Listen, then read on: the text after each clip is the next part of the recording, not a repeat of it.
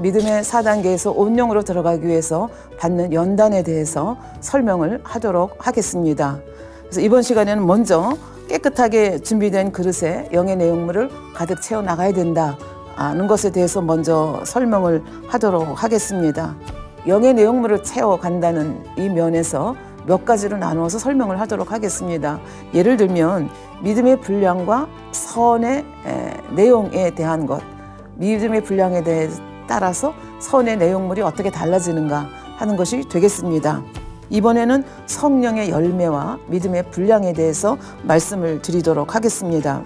구체적으로 영의 내용물을 채워간다는 것이 뭐냐 하는 것을 성경의 예를 통해서 여러분과 같이 한번 생각을 해 보도록 하겠습니다. 아브라함과 롯에 대한 설명을 하도록 하겠습니다. 또 다른 예를 성경에서 보도록 하겠습니다. 다윗에 대한 이야기입니다. 다윗하고 사울과의 관계는 여러분들이 잘 아시죠. 사울은 이스라엘의 초대 왕이었습니다. 그리고 그 사울의 생각에는 자식들도 있고 하니까 사울 왕조를 세우고 싶은 마음이 있었습니다. 근데 어느 날 골리앗과 다윗 싸움에서 보는 바와 같이 뜨는 해로 아주 어린 소년이 이제 곽강을 받기 시작하면서 백성들의 사랑을 받기 시작합니다. 그러면서 이 어린 다윗에 대해서 굉장히 시기, 질투하는 마음을 갖게 되고 잘못하면 이 왕조가 저 다윗에게 빼앗길 수 있다는 그런 위험을 느끼게 됩니다. 그래서 이제 그때부터는 하나님의 뜻을 보는 게 아니라, 그러니까 다윗을 세웠을 때는 이미 여러분들이 성경을 읽어보시면 알겠지만 사울은 하나님께로부터 버림받은 사람입니다. 이런저런 일로 불순종을 많이 했기 때문에 하나님께서 이미 사울을 버리셨고 그 다음 타자로 누구를 준비하고 있는 것입니까? 다윗을 준비하고 있는 그런 상태입니다. 그런데 사울은 이 불순종하는 마음, 그리고 이 권력을 유지하고 싶은 탐심, 권세에 대한 욕망, 집착, 이런 것이 너무 많았기 때문에 자기가 무엇을 잘못했는지 보이지 않는 거죠. 그리고 어찌하든지 다윗만 잡아 죽이면 사울 왕조가 자기의 자식들 대대로 왕조를 이어갈 수 있다는 허망한 꿈을 꾸는 거죠. 그래서 그런 가운데, 그래서 이렇게 사울이 다윗을 죽이려고 하기 때문에 다윗은 도망자의 생활을 합니다. 그것이 하루도 아니고 이틀도 아니고 1년도 아니고 2년도 아니고 10년 이상의 그 아주 굉장히 힘든 이제 도망자 생활을 하는데, 사무엘상 24장에 보면 이렇게 도망자 생활을 하는 중에 사울을 잡아 죽일 수 있는 절호의 기회를 다윗이 잡게 되는 사건이 일어납니다. 이때 그러니까 사울은 하나님께서 다윗을 세운 걸 뻔히 알면서도, 그리고 자기를 버렸음을 뻔히 알면서도 다윗을 죽이려고 추적합니다. 이건 다른 말로 바꿔 말하면 하나님을 대적하는 행위라고 볼 수가 있겠죠. 그럼에도 불구하고 다윗이 사울을 죽일 수 있는 절호의 기회를 만났을 때 어떻게 했느냐 하는 것이 두 번 나옵니다. 사무엘상 24장, 26장에 대한 말씀이 나오는데요. 믿음의 분량에 대해서 우리가 지금 공부를 하고 있기 때문에 좀 자세히 살펴보도록 하겠습니다. 사무엘상 24장 1절, 2절에 보면 이런 말씀이 나옵니다. 사울이 블레셋 사람을 따르다가 돌아오매, 다시 말하면 블레셋 사람들이 이스라엘 백성을 굉장히 괴롭혔잖아요. 그러니까 그 괴롭히는 블레셋하고 전쟁을 하고 돌아오는데 무슨 일이 벌어지느냐. 혹이 그에게 고하여 가로되 보소서 다윗이 엔게디 황무지에 있나이다. 그러니까 누군가가 밀고를 한 거예요. 그러면 자기 군사들은 지금 블레셋하고 싸움하고 돌아오는 길에 이 정보를 받지 않습니까? 얼마나 군대들이 피곤하겠습니까? 그럼에도 불구하고 사울은 이 기회가 다윗을 잡아 죽일 수 있는 절호의 찬스다, 그렇게 생각을 하고 피곤이 풀리지 않은 군사들, 그 다음 절에 보면 사울이 온 이스라엘에서 택한 사람 3,000명, 그러니까 특공대라고 볼 수 있겠죠. 3,000명을 거느리고 다윗과 그의 사람들을 찾으려 들염소 바위로 갔다. 다시 말하면 엔게디 광야까지 왔다, 그런 얘기가 되겠습니다. 굉장히 그 다윗을 잡아 죽이지 못해서 안달하는, 어떻게 보면 정신적으로 좀 비정상적인 그런 모습을 보인다고 볼 수가 있겠습니다.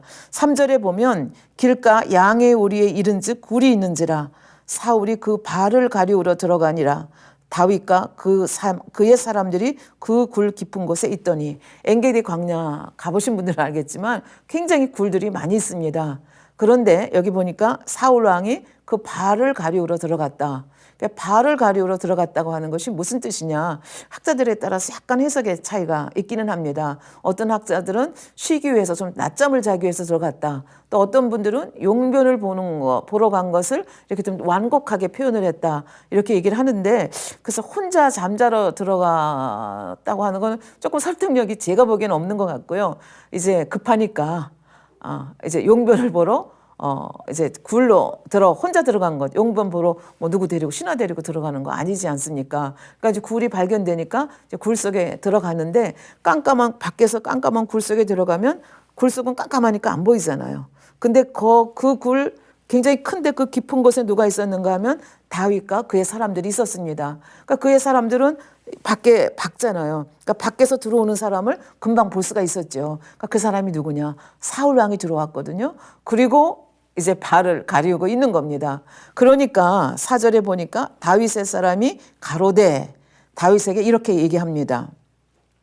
여호와께서 당신에게 이르시기를 내가 원수를 내 손에 붙이리니 내 소견에 선한 대로 그에게 행하라 하시더니 이것이 그날이니이다.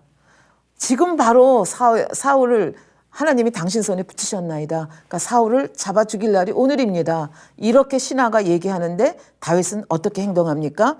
다윗이 일어나서 칼을 빼서 사울을 죽인 것이 아니고 사울의 겉옷자락을 가만히 뱉다고 그랬습니다. 그러니까 용변을 보고 있는 그 뒤에 살금살금 와가지고 겉옷자락을 베고 다시 자기 자리로 돌아간 것입니다. 근데 사울 왕의 겉옷자락을 베고도 다윗은 마음이 아팠습니다. 내가 어떻게 하나님의 기름받은 사람, 기름받은 왕의 겉옷자락을 베었나. 그래서 굉장히 후회하는 장면이 나오거든요. 그리한 후에 사울이 옷자락 뱀을 인하여 다윗의 마음이 찔려 자기 사람들에게 이르되 내가 손을 들어 여호와의 기름 부음 받은 내 주를 치는 것은 여호와의 금하시는 것이니 그는 여호와의 기름 부음을 받은 자 됨이니라.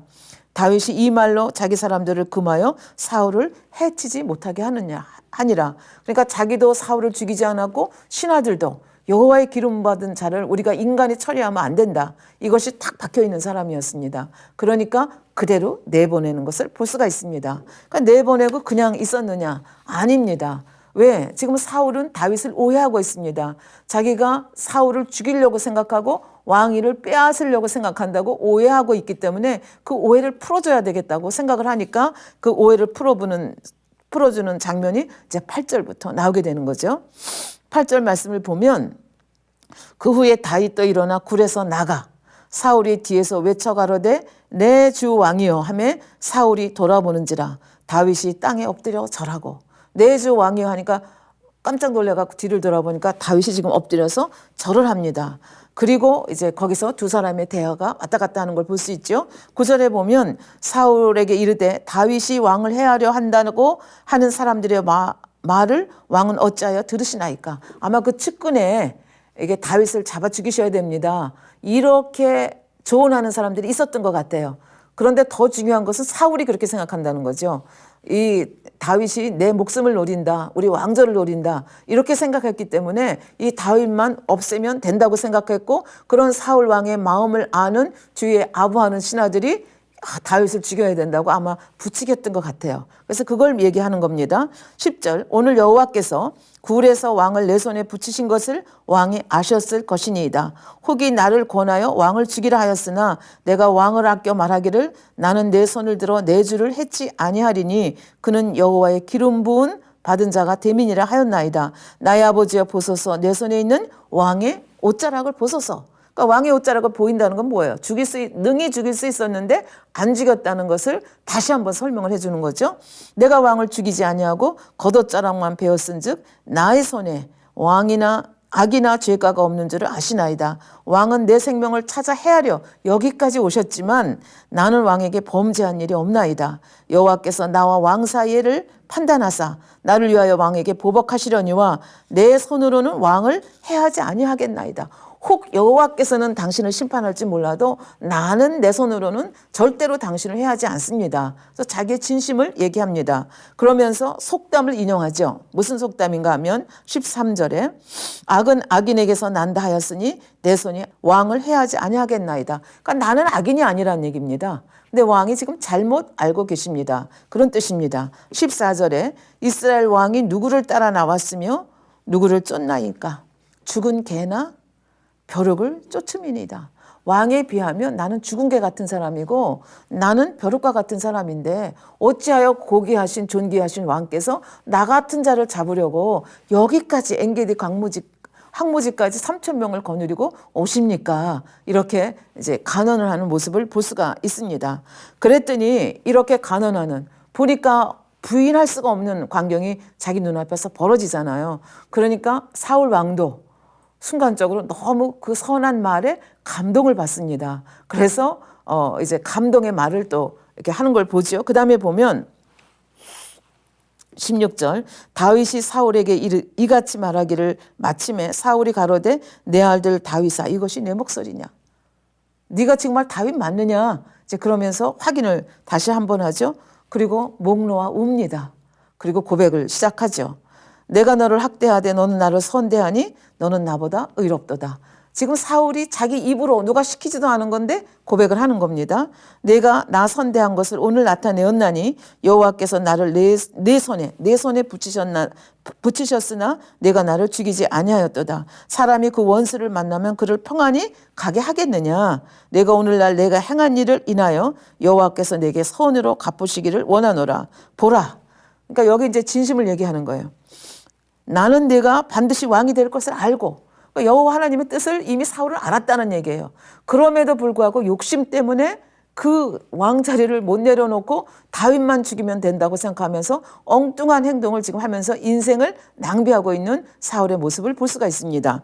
보라, 나는 네가 반드시 왕이 될 것을 알고 이스라엘 나라가 내 손에 견고히 설 것을 아노니 그런즉 너는 내 후손을 끊지 아니하며 내 아비의 집에서 내 이름을 멸하지 아니할 것을 이제 여호와로 내게 맹세하라. 다윗이 사울에게 맹세하며 사울은 집으로 돌아갔고 다윗과 그의 사람들은 요새로 올라가니라.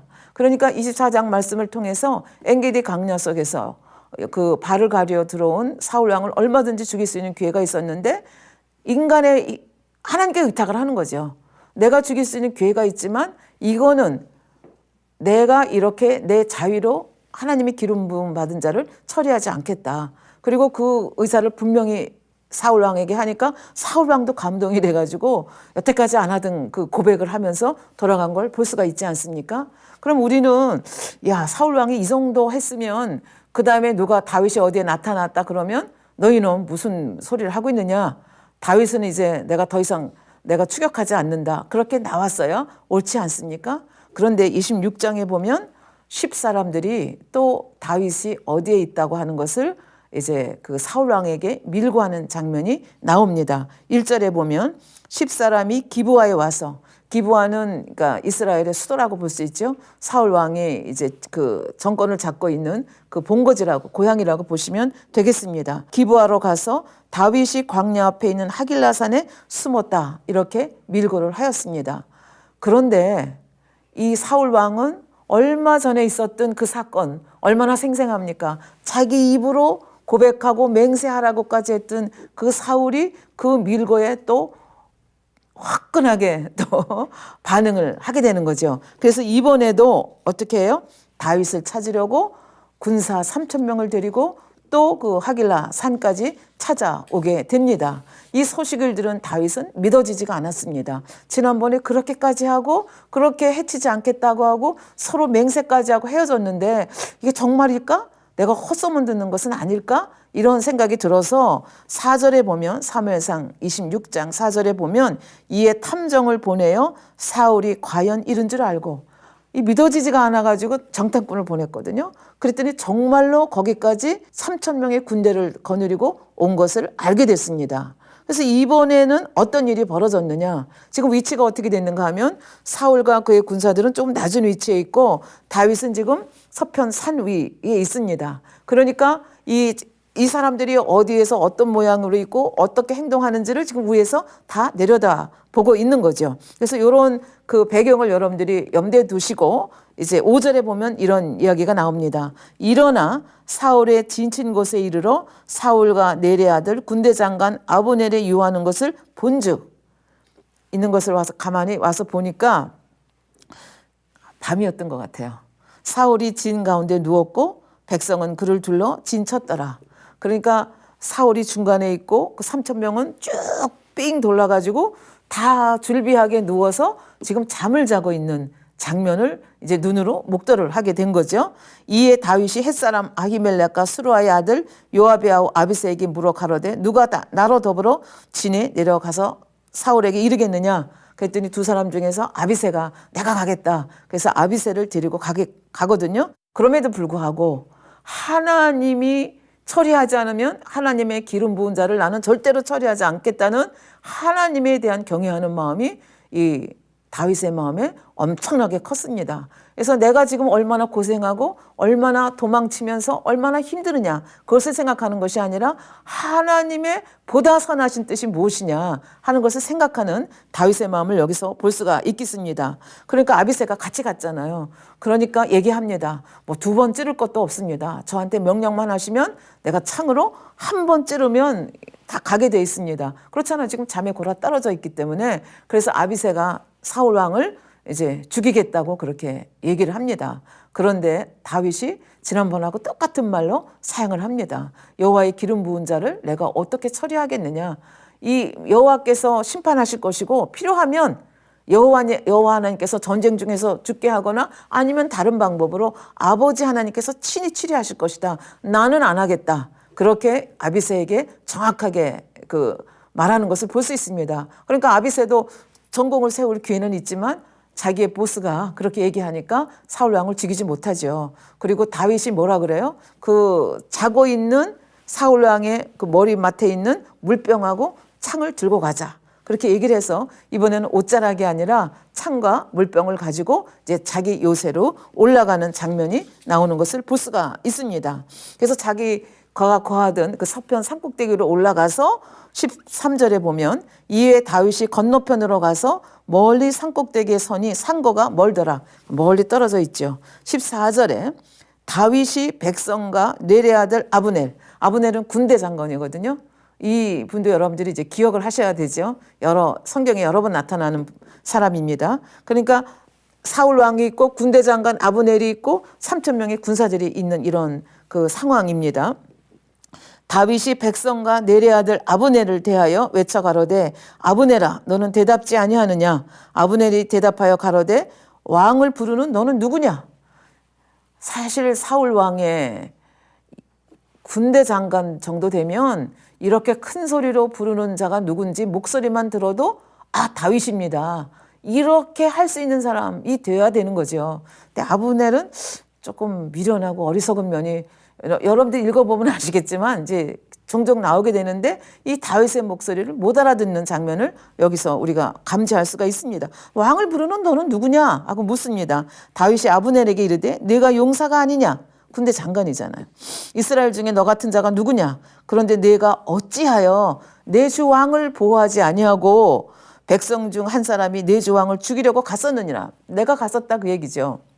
내 행한 일이 선치 못하도다. 여호와께서 사시거니와 여호와의 기름 부음 받은 너의 주를 보호하지 아니하였으니 너는 마땅히 죽을 자니라. 그렇잖아요. 지금 적진에서 와가지고 그냥 창과 물병까지 가져갔지. 잘못하면 죽을 뻔했잖아요. 근데 그것도 모르고 지금 쿨쿨 자고 있는 거예요. 근데 성경에 보면 여호와 하나님께서 12절에 보면 12절 후반부에 보면 이는 여호와께서 그들로 깊이 잠들게 하셨으므로 그들이 다 잠이었더라. 그 3천 명 중에서 한 명도 깨어난 사람이 없는 거예요. 발자국 소리 들리고 두 사람이 두런두런 대화까지 했잖아요. 근데도 아무도 깨어난 사람이 없다. 이것은 하나님께서 역사하셨기 때문이라는 거죠. 왜?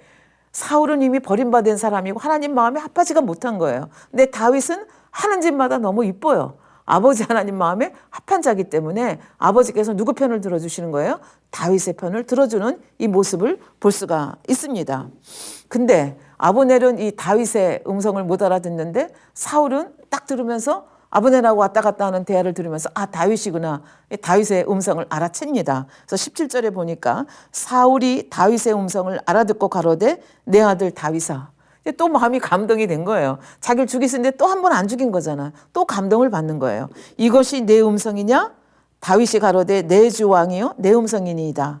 또 가로되 내 주는 어찌하여 주의 종을 쫓으시나이까? 내가 무엇을 하였으며 내 손에 무슨 악이 있나이까? 그래서 계속 얘기를 합니다. 나는 죽일 의도가 없다는 걸 계속 얘기를 하죠. 그러고 이제 19절에 보면 청컨대 내 주 왕은 이제 종의 말을 들으소서. 만일 왕을 격동시켜 나를 해하려 하는 이가 여호와시면 여호와께서는 제물을 받으시기를 원하나이다마는 내가 기꺼이 제물이 될 것입니다. 그런데 만일 인자들이면 그들이 여호와 앞에 저주를 받으리니 이는 그들이 이르기를 너는 가서 다른 신들을 섬기라 하고 오늘날 나를 쫓아내어 여호와의 기업에 붙지 못하게 함이니이다. 그러니까 여호와께서 판단하길 바라신다 말씀을 하는 거죠. 그런데 그런즉 청컨대 여호와 앞에서 먼 이곳에서 이제 나의 피로 땅에 흐르게 하지 마옵소서. 이는 산에서 메추라기를 사냥하는 자와 같이 이스라엘 왕이 한 벼룩을 수색하러 나오셨습니다. 아까도 24장에서 말씀하셨죠. 나 죽은 개 같은 나를 잡으러 왔느냐, 벼룩 같은 나를 잡으러 왔느냐. 그렇잖아요. 한 나라의 왕이 그 도망자 한 사람을 잡으려고 3,000명을 데리고 이렇게 온다는 거, 더군다나 죽일 의사도 없는데, 근데 이번에도 똑같은 말을 하는 겁니다. 이게 산에 메추리 사냥하러 이렇게 많은 사람 데리고 오는 거 미련하고 어리석은 일 아닙니까? 마치 한 마리 메추라기를 사냥하기 위해서 이렇게 오십니까? 나는 벼룩과 같은 자인데 어찌 나 같은 자를 잡으려고 이렇게 하십니까? 하면서 이제 선한 말로 깨달을 수 있도록 얘기를 하는 걸 볼 수 있죠. 이번에도 또 감동을 받습니다. 감동도 잘 받고 금방 변질도 잘 되고 하죠. 왜? 그것이 그 순간은 감동을 받지만 근본의 악을 빼내지 않았기 때문에 결국은 또 악이 발동을 하면서 누가 밀고 하면 또 잡으러 다니는 이 사울의 모습을 이제 26장을 통해서 다윗이 정확하게 판단을 하는 거죠. 그럼에도 불구하고 사울은 또 얘기합니다. 21절에 보면 내가 범죄하였도다. 내 아들 다윗아 돌아오라. 얘기하죠. 근데 이것이 또 아마 1시간 후면 또 변질이 될 가능성이 있는 거죠. 내가 오히려 내 생명을 귀중히 여겼은즉 내가 다시는 너를 해하려 하지 아니하리라. 내가 어리석은 일을 하였으니 대단히 잘못되었다. 순간 깨닫습니다. 다윗이 말합니다. 왕은 창을 보소서. 한 소년을 보내어 가져가게 하소서. 여호와께서 각 사람에게 그 의와 신실을 갚으리니 이는 여호와께서 오늘날 왕을 내 손에 붙이셨으되 나는 손을 들어 왕의 기름 부음 받은 자 치기를 원치 아니하였음이니이다. 똑같은 말이죠. 오늘날 왕의 생명을 내가 중히 여긴 것 같이 내 생명을 여호와께서 중히 여기셔서 모든 환난에서 나를 구하여 내시기를 바라나이다. 사울이 다윗에게 이르되 내 아들 다윗아 네게 복이 있을지어다. 내가 큰 일을 행하겠고 반드시 승리를 얻으리라. 또 축복하는 말을 하는 것을 볼 수가 있습니다. 그러나 우리가 이제 다음 스토리를 통해서 아는 바와 같이 이렇게 내가 범죄했다, 내가 잘못했다, 이 감동되어서 선한 말을 하면서도 금방 변질되어서 계속 추적하기 때문에 결국은 이제 다윗이 도망 다니다가 결국 이제 블레셋 쪽으로 이렇게 또 망명 아닌 망명을 하면서 도망자의 생활을 보내는 모습을 우리가 볼 수가 있습니다.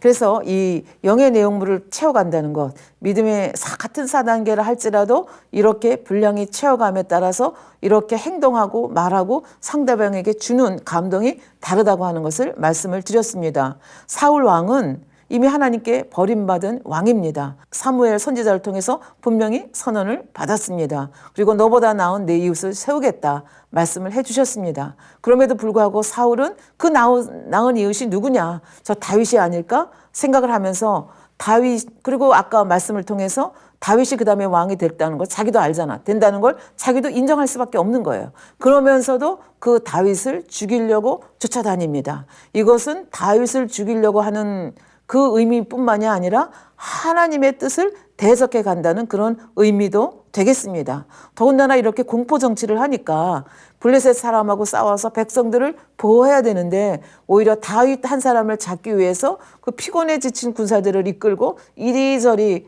그 다윗을 죽이기 위해서 돌아다니는 이 모습, 이것이 별로 백성들을 평안하게 하는 모습은 아니라고 볼 수 있겠죠. 그러니까 이 상황 속에서 24장의 상황 속에서나 26장의 상황 속에서 다윗이 사울을 죽인다 해도 이것을 악이라 할 수 있는 사람이 없었다는 그런 이야기가 되겠습니다. 그리고 어떤 면에서는 하나님께서도 허락한 상황이다 이렇게 말씀을 드릴 수가 있겠습니다. 지금 여기서 24장의 상황이나 26장의 상황 속에서 사울을 얼마든지 죽일 수 있었고 사울을 죽였으면 지금까지 그렇게 험악하게 여기저기 도망쳐 다니면서 때로는 배고라 가면서 때로는 피곤해 가면서 마음 졸여 가면서 도망치지 않아도 됩니다. 사울만 처리하면 사실은 백성들도 압니다. 그렇기 때문에 그냥 왕위가 저절로 올라올 수 있는 그 왕위까지 올라갈 수 있는 길이 얼마든지 있었음에도 불구하고 다윗은 어떤 길을 택했습니까? 만약에 여러분이라면 어떤 길을 택하시겠습니까? 사울 왕을 잡아 죽이고 이거 악이 아니고 여호와 하나님께서 허락하신 일이기 때문에 이것이 죄가 아니다, 악이 아니다. 이렇게 하면서 그 일을 처리하고 내 안위를 찾으시겠습니까? 아니면 어느 것이 똑같이 허용된 상황이라 할지라도 어느 것이 더 아버지의 뜻에 가까운가? 어느 것이 더 아버지께서 원하시는 것인가? 어느 것이 더 아버지께서 원하시는 선인가? 어느 것이 아버지께서 원하시는 사랑인가? 이거를 더 따진 거죠. 그러니까 이렇게 하면 내가 편하기 때문에 처리하겠다. 악이 아니기 때문에 나는 이걸 선택하겠다가 아니라 이것도 악이 아니지만 A도 가능하고 B도 가능할 때는 더 좋은 쪽. 그 더 좋은 쪽이 나한테 유리한 것이 아니라 아버지의 선한 뜻이 무엇이냐. 이것을 따져서 순종해 갔다는 얘기가 되겠습니다. 그러니까 이런 모습을 사울도 악한 사울도 알기 때문에 감동을 받는 그런 모습을 볼 수가 있겠습니다. 그래서 4단계 안에서는 이 믿음의 분량이라고 하는 것이 성령의 열매가 어떤 사람은 온유는 많은데 이게 충성하는 면이 좀 적은 사람도 있고 어떤 사람은 사랑은 많은데 절제하는 면이 적을 수도 있고 그렇게 해서 이것이 균등하지 않다는 거죠. 그래서 이것이 9가지 열매가 균등하게 성장을 해가면서 또 무르익어 갔을 때 그래서 온전히 하나님께서 보실 때 이제는 100이다. 9가지 열매가 다 100이다. 이렇게 되었을 때가 바로 주님의 잃어버렸던 형상을 찾는 것이 되고 또 온영의 단계에 들어가는 것이다. 이렇게 말씀을 드릴 수가 있겠습니다. 그러면 내가 이렇게 영의 내용물을 다 채웠다는 걸 어떻게 알 수 있느냐. 지금 성령의 9가지 열매에 대해서 말씀을 드렸죠. 그래서 성령의 9가지 열매를 하나하나 보면서 자기 자신을 점검해 갈 수도 있는 것이고요. 아니면 팔복의 말씀도 있습니다. 그 팔복의 말씀과 자기를 이렇게 점검해 갈 수도 있겠고요. 빛의 열매에 대한 말씀도 있습니다. 에베소서 5장 말씀이죠. 그 다음에 또 고린도전서 13장 보면 영적인 사랑에 대한 말씀이 있습니다. 이런 진리의 말씀과 자기 자신의 삶을 비춰보면서 이 열매가 얼만큼 맺혔는지, 얼만큼 커졌는지, 얼마만큼 포도알로 말하면 파랑 열매가 아니라 얼마만큼 정말 진한 보라색으로 완전하게 익어갔는지 이거를 하나하나 점검을 해 가시다 보면 결국은 그리고 나를 하나하나 이제 고쳐 나가다 보면 온영의 단계까지 이룰 수가 있겠다. 그런 말씀이 되겠습니다. 그래서 지금까지는 영의 단계에서 온영의 단계로 들어가기 위해서는 그릇은 깨끗하게 준비되어 있지만 아직 영의 내용물이 차 있지 않았기 때문에 그 영의 내용물을 채워가야 된다. 이런 그 말씀을 지금까지 드렸습니다. 그래서 선의 단계와 비교해서 말씀을 드렸고 또 성령의 9가지 열매 이런 그 말씀과 이렇게 접합을 시켜서 여러분에게 말씀을 드렸습니다. 그 다음에 이제 여러분하고 같이 생각해 볼 것은 육의 흔적이라고 하는 개념입니다. 믿음의 4단계에서 우리가 해야 될 중요한 그 사명 중에 하나가 뭐냐면 이 육의 흔적이 무엇인가를 발견하고 이거를 버리는 작업, 이거를 이제 변환시켜가는 작업을 우리가 해야 된다. 이렇게 말씀을 드릴 수가 있겠습니다. 그 육의 흔적이라고 하는 것은 사람이 영으로 변화되기 이전에 갖고 있었던 근본의 성품이나 기질과 아주 밀접한 관계가 있습니다. 구체적으로 어떤 것이 육의 흔적이냐 하는 것을 성경에 나와 있는 예를 통해서 여러분에게 이 시간 이제 설명을 드리도록 하겠습니다. 첫 번째 여호수아서에 보면 장면이 나오죠. 그 언약을 지킨다는 것이 얼마나 중요한가 하는 것을 이 기본 사람들의 예를 통해서 우리가 잠깐 살펴보고 지나가도록 하겠습니다.